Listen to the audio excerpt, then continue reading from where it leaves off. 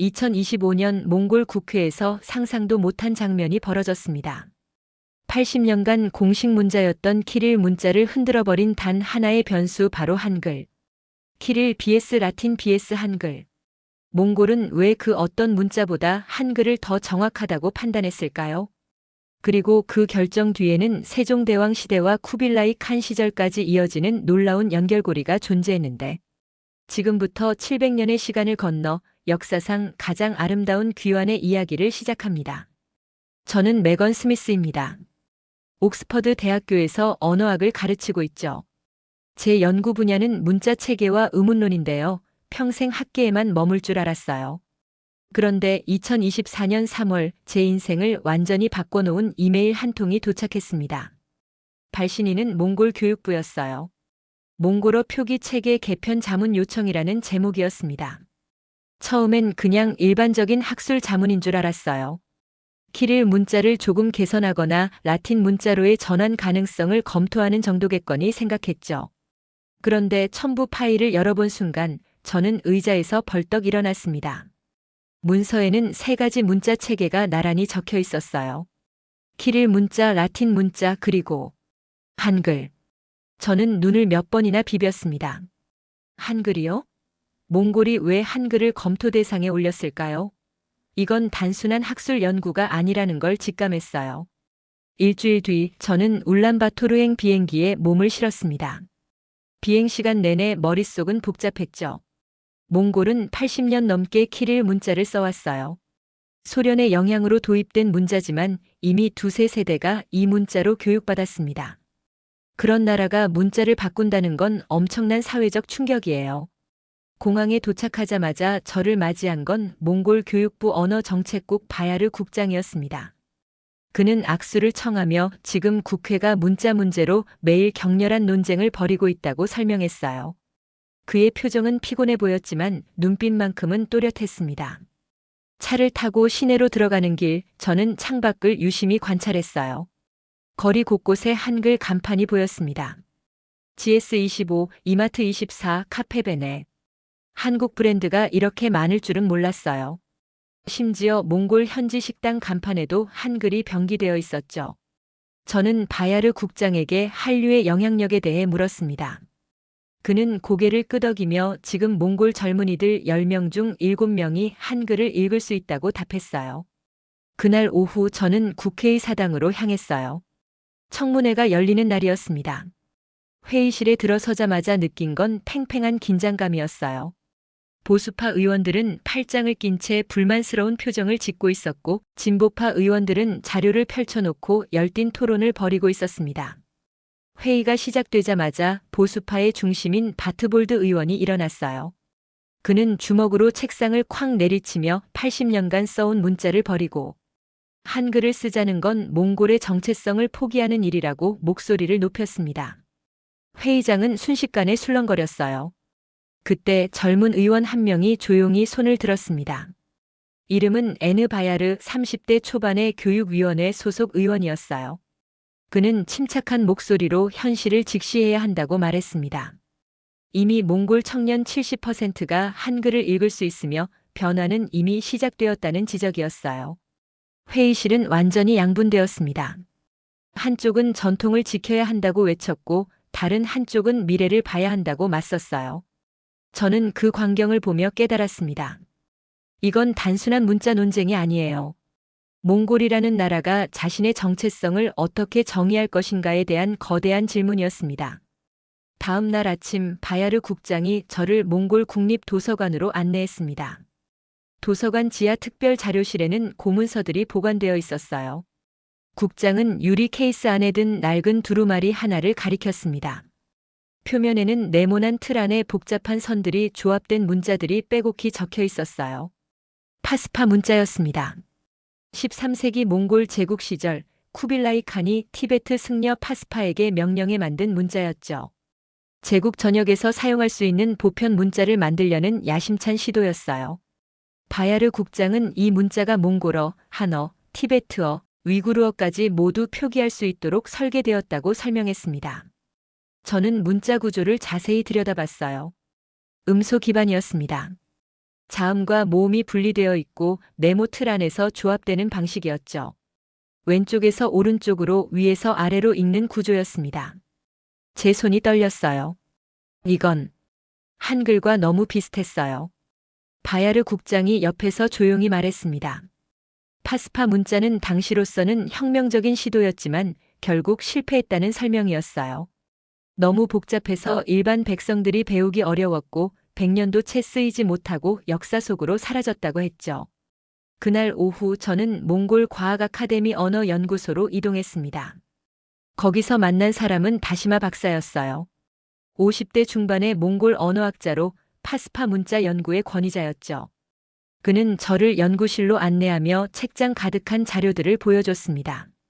다시마 박사는 책상 위에 파스파 문자와 한글을 나란히 놓고 비교 분석 자료를 펼쳤어요. 두 문자 모두 음소 문자였습니다. 둘 다 자음과 모음이 명확히 구분되었고 조합 방식도 유사했어요. 하지만 결정적인 차이가 있었습니다. 파스파 문자는 기호가 너무 많았어요. 자음만 30개가 넘었고 모음도 15개 이상이었습니다. 조합 규칙도 복잡해서 하나의 음절을 표기하려면 여러 단계의 규칙을 알아야 했죠. 반면 한글은 자음 14개, 모음 10개로 훨씬 단순했습니다. 조합 규칙도 직관적이었어요. 다시마 박사는 컴퓨터 화면에 두 문자로 같은 몽골어 문장을 타이핑해서 보여줬어요. 파스파 문자로 쓴 문장은 복잡하고 읽기 어려워 보였습니다. 반면 한글로 쓴 문장은 깔끔하고 명확했어요. 박사는 이것이 바로 파스파 문자가 실패한 이유라고 설명했습니다. 아무리 이론적으로 완벽해도 실용성이 없으면 문자는 살아남을 수 없다는 지적이었어요. 저는 연구실을 나오며 깊은 생각에 잠겼습니다. 700년 전 쿠빌라이 칸이 꿈꿨던 것은 단순히 문자를 만드는 게 아니었어요. 제국 전역의 다양한 민족과 언어를 하나로 연결할 수 있는 도구를 만들고 싶었던 겁니다. 그건 정치적 통합의 상징이자 문화적 교류의 매개체였죠. 하지만 그 꿈은 실패했어요. 파스파 문자는 너무 앞서갔고 너무 복잡했습니다. 몽골 국립대학교 언어학과 실험실. 저는 바야르 국장, 다시마 박사와 함께 실험 설계를 마무리하고 있었습니다. 실험 참가자는 몽골 대학생 150명이었어요. 모두 몽골어 원어민이고 키릴 문자로 교육받은 학생들이었죠. 이들을 세 그룹으로 나눠 각각 키릴 문자, 라틴 문자, 한글로 몽골어를 표기하는 정확도를 측정하기로 했습니다. 첫 번째 과제는 간단했어요. 몽골어 단어 100개를 한글로 표기하는 것이었습니다. 학생들은 종이를 받아들고 집중하기 시작했어요. 30분 후 저는 답안지를 회수해 분석하기 시작했죠. 결과는 놀라웠습니다. 평균 정확도가 87%였어요. 처음 한글로 몽골어를 표기했는데도 대부분의 학생이 정확하게 음가를 옮겨 적었습니다. 특히 장단 구분과 자음 연쇄 같은 복잡한 음운 현상도 한글로는 명확하게 표현되었어요. 반면 키릴 문자 그룹의 정확도는 61%였습니다. 이들은 평생 키릴 문자를 써왔는데도 몽골어의 특정 음가를 정확히 표기하지 못했어요. 키릴 문자는 러시아어를 위해 만들어진 거라 몽골어 특유의 모음 조화나 이중 자음을 표현하는 데 한계가 있었습니다. 라틴 문자 그룹은 58%로 더 낮았어요. 둘째 날 저는 더 심화된 실험을 진행했습니다. 이번엔 학습 속도를 측정하기로 했어요. 한글을 전혀 모르는 학생 30명을 선발해 한글의 기본 원리만 10분간 가르쳤습니다. 그리고 바로 몽골어 문장을 읽게 했죠. 결과는 더욱 놀라웠어요. 30명 중 25명이 거의 완벽하게 문장을 읽어냈습니다. 발음도 정확했고 억양도 자연스러웠어요. 한 학생은 한글은 규칙이 명확해서 헷갈리지 않는다고 말했습니다. 자음과 모음만 알면 모든 글자를 읽을 수 있다는 거였어요.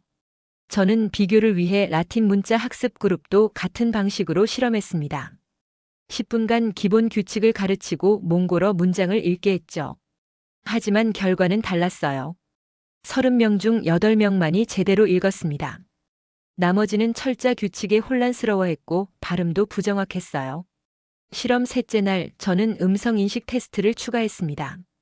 학생들에게 몽골어 문장을 키릴 문자, 라틴 문자, 한글로 각각 타이핑하게 하고 AI 음성 인식 프로그램으로 정확도를 측정했어요. 한글로 표기된 몽골어는 AI 인식률이 94%였습니다. 키릴 문자는 68%, 라틴 문자는 62%였어요. 저는 모든 데이터를 종합해 보고서를 작성하기 시작했습니다.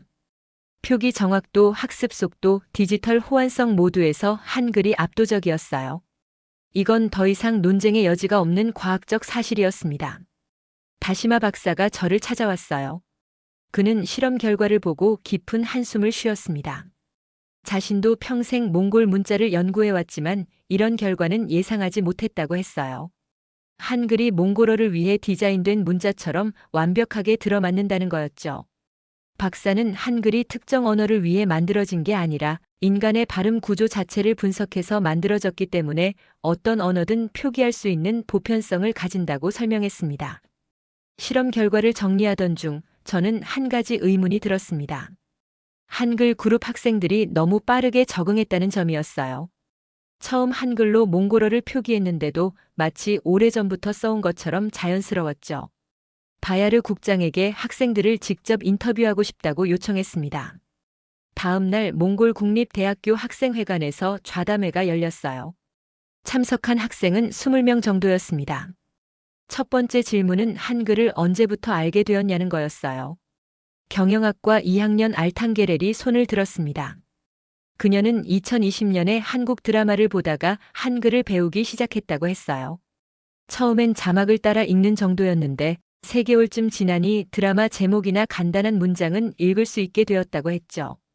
남학생 바트는 K-팝 가사를 보며 한글을 익혔다고 했어요. 그는 한글이 규칙적이라 한번 원리를 알면 모든 글자를 읽을 수 있다고 덧붙였습니다. 저는 더 구체적인 질문을 던졌습니다. 한글을 실제로 어떻게 사용하고 있냐고요. 학생들의 대답은 예상을 훨씬 뛰어넘었어요. 한 학생은 수학 노트를 한글로 정리한다고 했습니다. 몽골어 단어가 길 때는 한글로 쓰면 더 빠르고 명확하다는 이유였어요. 화학과 학생 에르데는 실험 보고서를 한글로 작성한다고 했습니다. 화학 용어나 분자식을 키릴 문자로 쓰면 복잡한데 한글로 쓰면 훨씬 간결하다는 거였죠. 그는 스마트폰을 꺼내 실제 노트 사진을 보여줬어요. 몽골어와 한글이 섞여 있었고 화학식 옆에는 한글로 설명이 달려 있었습니다. 저는 놀라움을 감추지 못했어요. 이건 단순히 한글을 읽는 수준이 아니었습니다. 학생들은 한글을 학습 도구로 사고의 보조 수단으로 활용하고 있었어요. 좌담회 후반부에 저는 통계 자료를 요청했습니다. 바야르 국장은 이미 준비해놨다며 자료를 건넸어요. 2020년부터 2024년까지 몽골 청소년의 한글 인지도 변화 추이였습니다. 2020년에는 5%에 불과했어요. 그런데 2021년에는 18%로 급증했습니다. 넷플릭스의 한국 드라마가 대량으로 공급되면서였어요. 2022년에는 42%, 2023년에는 65%로 올랐습니다. 그리고 2024년 현재 78%의 몽골 청소년이 한글을 읽을 수 있다는 통계였어요. 4년 만에 이런 변화가 일어났다는 게 믿기지 않았습니다. 정부 주도의 교육 정책도 아니었고 강제적인 보급도 아니었어요. 순전히 자발적인 학습이었죠. 다음 날 저는 울란바토르 시내 고등학교를 방문했습니다. 교장 선생님은 최근 몇 년간 학생들 사이에서 한글 사용이 급증했다고 말했어요. 쉬는 시간에 학생들끼리 주고받는 쪽지 중 절반 이상이 한글로 쓰여 있다는 거였습니다. 한 교실에 들어가 학생들을 관찰했어요. 칠판에는 키릴 문자로 수업 내용이 적혀 있었지만 학생들의 공책에는 한글이 섞여 있었습니다. 어떤 학생은 몽골어 단어 옆에 한글로 발음을 표기하고 있었고 어떤 학생은 아예 문장 전체를 한글로 옮겨 적고 있었어요. 수업이 끝나고 한 학생에게 물었습니다. 왜 굳이 한글로 쓰냐고요? 학생은 웃으며 대답했어요. 한글이 더 빠르고 더 정확하고 더 예쁘다고요. 키릴 문자는 배워야 하니까 쓰지만 한글은 쓰고 싶어서 쓴다는 거였습니다. 저는 그 말에서 핵심을 발견했어요. 강제가 아니라 선택이었습니다. 몽골 청소년들은 누가 시키지 않았는데도 스스로 한글을 선택했어요. 문자의 혁명은 위에서 시작되는 게 아니라 아래에서 시작되는 거였습니다. 실험 결과와 현장 조사가 모두 끝났습니다. 저는 모든 데이터를 종합해 최종 보고서를 완성했어요. 표기 정확도, 학습 속도, 디지털 호환성, 청소년 선호도까지 모든 지표에서 한글이 압도적이었습니다. 바야르 국장은 보고서를 받아들고 일주일 뒤 교육부 전체 회의에서 발표하겠다고 했어요. 그 회의에는 교육부 장관, 문화부 장관, 그리고 국회 교육위원회 의원들이 참석한다고 했습니다. 회의 당일 아침 저는 교육부 청사로 향했습니다. 회의실은 넓고 엄숙했어요. 긴 테이블 양쪽으로 관료들과 의원들이 앉아 있었고 정면에는 교육부 장관 볼드 여사가 자리했습니다. 바야르 국장이 먼저 발표를 시작했어요. 그는 프로젝터 화면에 실험 결과를 띄우며 차근차근 설명했습니다. 키릴 문자의 정확도 61%, 라틴 문자 58%, 한글 87%. 학습 속도에서도 한글이 3배 빨랐고 디지털 전환 효율성에서도 한글이 최적화되어 있다는 내용이었어요. 회의실은 조용했습니다. 보수파 의원 중 한 명이 손을 들었어요. 그는 실험 결과는 인정하지만 문자 변경은 국가 정체성의 문제라고 주장했습니다. 80년간 써온 키릴 문자를 버린다는 건 역사를 지우는 거라는 논리였죠. 진보파 의원이 반박했습니다. 키릴 문자는 우리가 선택한 게 아니라 강요받은 거라고요. 진정한 정체성 회복은 우리에게 가장 적합한 문자를 스스로 선택하는 것이라는 주장이었습니다.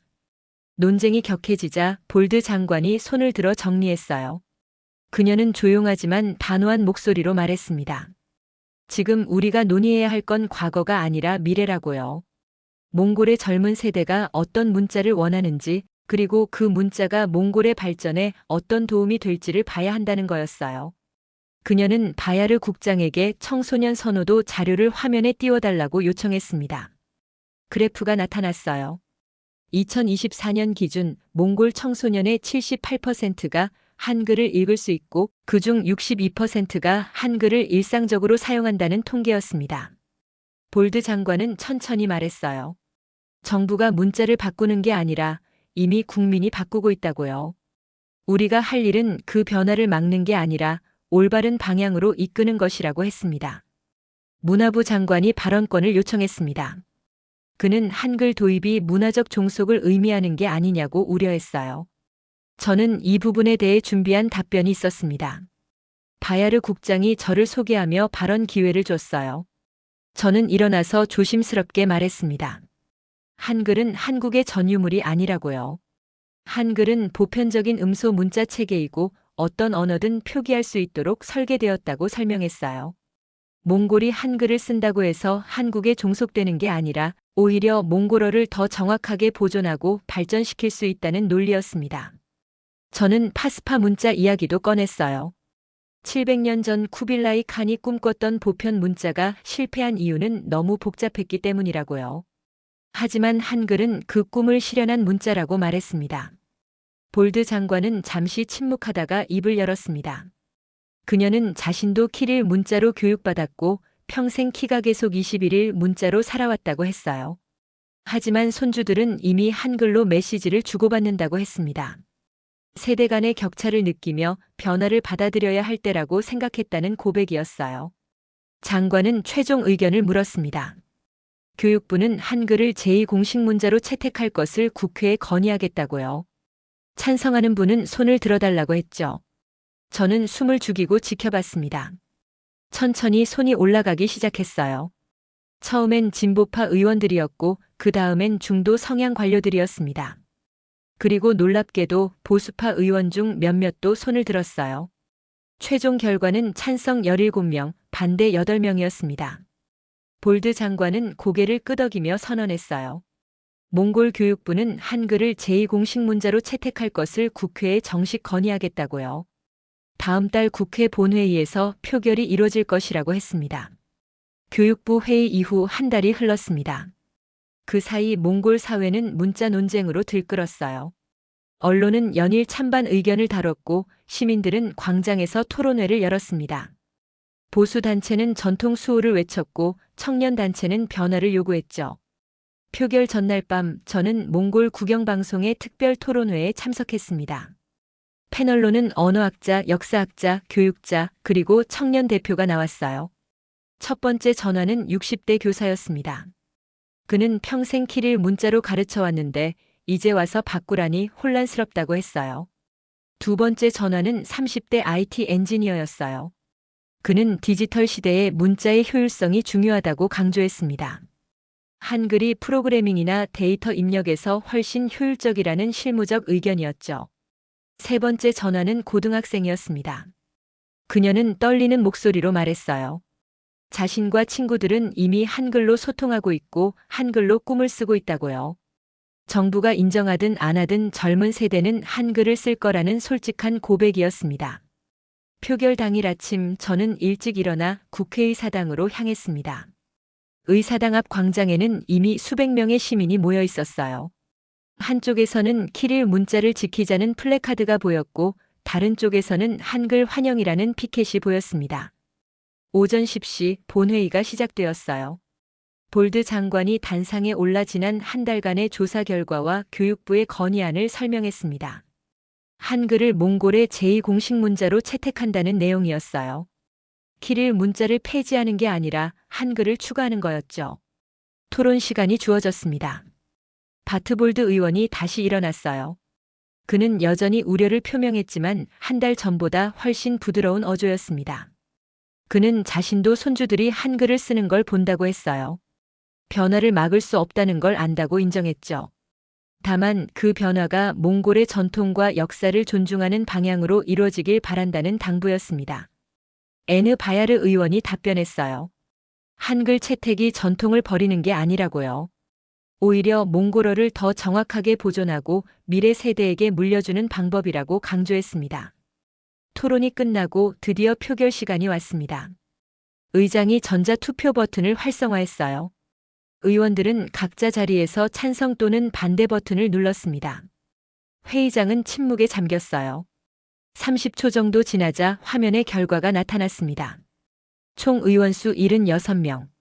찬성 52표, 반대 21표, 기권 3표. 의장이 의사봉을 두드렸어요. 가결 선언이었습니다. 한글이 몽골의 제2공식 문자로 공식 채택된 순간이었죠. 회의장 일부에서는 박수가 터져나왔고 일부에서는 한숨 소리가 들렸습니다. 하지만 대부분의 의원들은 담담한 표정이었어요. 이건 승리도 패배도 아니었습니다. 그저 현실을 인정한 거였죠. 회의가 끝나고 광장으로 나가자 밖에 모인 시민들이 환호했어요. 특히 젊은이들은 한글로 쓴 피켓을 들고 기뻐했습니다. 바야르 국장이 다가와 제 어깨에 손을 얹었습니다. 그는 조용히 말했죠. 오늘은 시작일 뿐이라고요. 이제 진짜 일이 시작된다고요. 그날 저녁 몽골 국영방송은 특별 뉴스를 내보냈어요. 앵커는 차분한 목소리로 오늘의 결정을 설명했습니다. 한글이 제2공식 문자가 되었고 내년부터 초등학교 교육과정에 한글이 포함된다는 내용이었죠. 국회 표결 다음 날 저는 몽골 국립박물관을 다시 찾았습니다. 이번엔 특별 전시가 열리고 있었어요. 제목은 문자의 여정이었죠. 파스파 문자부터 키릴 문자 그리고 이제 한글까지의 역사를 정리한 전시였습니다. 전시실 입구에는 쿠빌라이 칸의 초상화가 걸려 있었어요. 그 아래 설명문에는 그가 제국 전역에서 쓸 수 있는 보편 문자를 꿈꿨다는 내용이 적혀 있었습니다. 파스파 문자는 그 꿈의 첫 시도였지만 너무 복잡해서 실패했다는 기록이었죠. 다음 전시 공간에는 키릴 문자 도입 과정이 전시되어 있었어요. 1940년대 소련의 압력으로 몽골 전통 문자가 폐지되고 키릴 문자가 강제된 역사였습니다. 마지막 전시 공간에는 한글이 소개되어 있었어요. 세종대왕의 초상화와 훈민정음 해례본 복제본이 전시되어 있었고 그 옆에는 현대 몽골 청소년들이 한글로 쓴 노트와 메시지들이 진열되어 있었죠. 700년의 시간이 이 공간에서 하나로 이어지고 있었습니다. 전시실을 나오자 다시마 박사가 기다리고 있었습니다.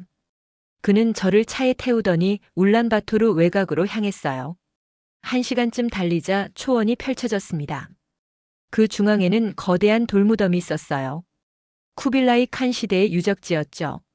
박사는 돌무덤을 어루만지며 말했어요. 여기가 파스파 문자가 처음 공식 선포된 곳이라고요. 750년 전 쿠빌라이 칸은 이곳에서 제국의 관료들을 모아놓고 새로운 문자를 발표했다고 합니다. 모든 민족이 함께 쓸 수 있는 문자라고 선언했죠. 하지만 그 꿈은 이루어지지 않았어요. 다시마 박사는 한숨을 쉬며 말했습니다. 쿠빌라이 칸이 만약 세종대왕을 만났다면 역사가 달라졌을 거라고요. 저는 박사에게 물었습니다. 지금 한글 채택이 쿠빌라이 칸의 꿈을 이루는 거라고 생각하시냐고요. 박사는 고개를 끄덕였어요. 700년이 걸렸지만 몽골은 드디어 보편적이고 효율적인 문자를 갖게 되었다고요. 다음 날 저는 울란바토르의 한 초등학교를 방문했습니다. 교육부에서 시범 학교로 지정한 곳이었어요. 내년부터 한글 교육이 정식으로 시작되기 전에 시범 수업을 진행하고 있었습니다. 교실에 들어가자 아이들이 책상에 앉아 있었어요. 칠판에는 한글 자모가 크게 쓰여 있었습니다. 선생님은 기역, 니은, 디귿을 하나씩 가리키며 발음을 가르쳤어요. 아이들은 따라 읽으며 공책에 글자를 써내려갔습니다. 한 아이가 손을 들었어요. 이 글자 쓰기 재밌다고요. 네모 안에 맞췄으니까 정리가 잘 된다고 했습니다. 수업이 끝나고 저는 선생님과 이야기를 나눴습니다. 그녀는 30대 초반의 젊은 교사였어요. 자신도 처음엔 한글 교육에 회의적이었다고 했습니다. 하지만 막상 가르쳐보니 아이들이 키릴 문자보다 한글을 더 빨리 배운다고 했어요. 선생님은 한 아이의 공책을 보여줬습니다. 몽골어 문장이 한글로 깔끔하게 적혀 있었어요. 저녁 무렵 저는 호텔로 돌아와 짐을 싸기 시작했습니다. 일주일 뒤면 영국으로 돌아가야 했어요. 창밖으로 울란바토르의 야경이 보였습니다. 도시는 여전히 한글로 빛나고 있었어요. 하지만 이제 그 빛은 공식적으로 인정받은 빛이었죠. 출국 전날 저는 볼드 교육부 장관의 초대를 받았습니다. 오후 2시 저는 교육부 청사를 다시 찾았어요. 장관실로 들어가자 볼드 장관이 차를 준비하고 있었습니다. 장관은 먼저 감사 인사를 전했습니다. 제 연구가 몽골의 중대한 결정에 큰 도움이 되었다고요. 저는 고개를 저었어요. 제가 한 건 데이터를 정리한 것뿐이라고요. 진짜 결정은 몽골 국민들, 특히 젊은 세대가 이미 내렸다고 말했습니다.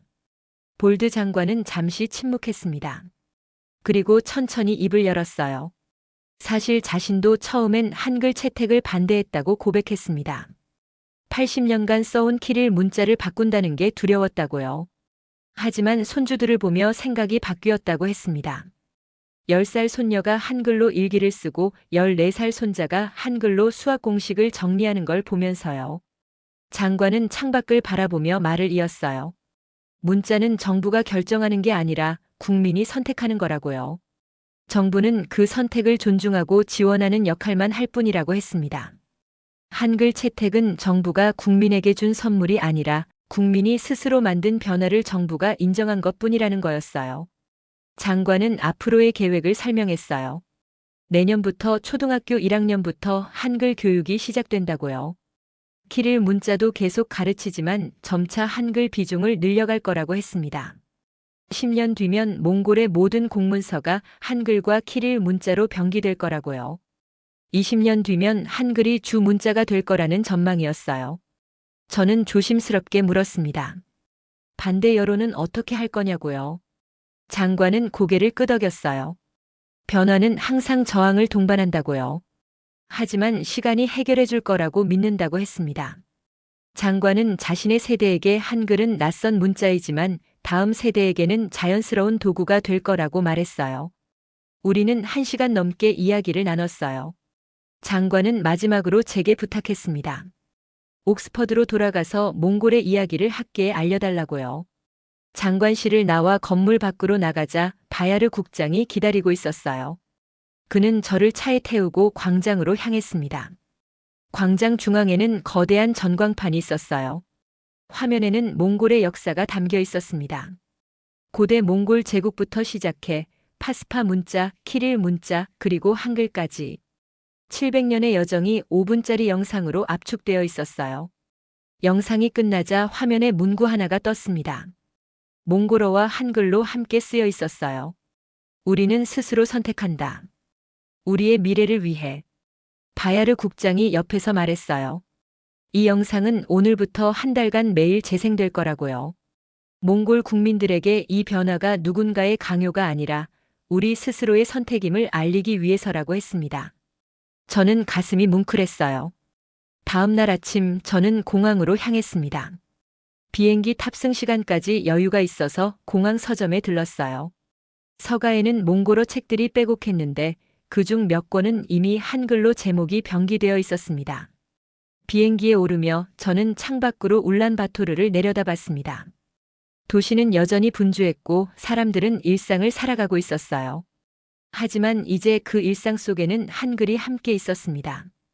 비행기가 이륙하며 저는 노트북을 열었습니다. 학회 발표 초록을 쓰기 시작했어요. 제목은 간단했습니다. 몽골의 선택, 문자가 국경을 넘는 순간. 첫 문장을 이렇게 썼습니다. 2024년 몽골은 스스로 결정했다. 700년 전 실패한 꿈을 21세기에 다시 실현하기로. 비행기 창밖으로 몽골 초원이 보였어요. 끝없이 펼쳐진 초록 대지 위로 바람이 불고 있었습니다. 그 바람은 700년 전에도 불었고 지금도 불고 앞으로도 계속 불 거예요. 하지만 이제 그 바람은 한글과 함께 불 겁니다. 몽골이 보여준 건 단순한 문자 변화가 아니었어요. 한 나라가 자신의 미래를 스스로 설계하는 용기였습니다. 외부의 시선이나 과거의 틀에 갇히지 않고 가장 실용적이고 효율적인 선택을 한 거죠. 저는 창밖을 바라보며 생각했습니다. 문자는 도구일 뿐이에요. 중요한 건 그 도구로 무엇을 쓰느냐죠. 몽골은 한글이라는 도구로 자신들의 새로운 이야기를 써내려갈 겁니다. 700년 만에 찾아온 꿈의 부활, 그 이야기의 첫 장이 지금 시작되고 있었어요. 오늘 이야기 여러분은 어떻게 보셨나요? 700년의 역사가 돌아와 21세기에서 완성된 놀라운 귀환의 서사. 이 한글 이야기의 다음 장도 함께 지켜봐 주세요. 재미있게 들으셨나요? 오늘도 시청해주셔서 감사합니다. 저는 내일 또 새로운 이야기로 찾아뵙겠습니다. 구독과 좋아요 부탁드립니다.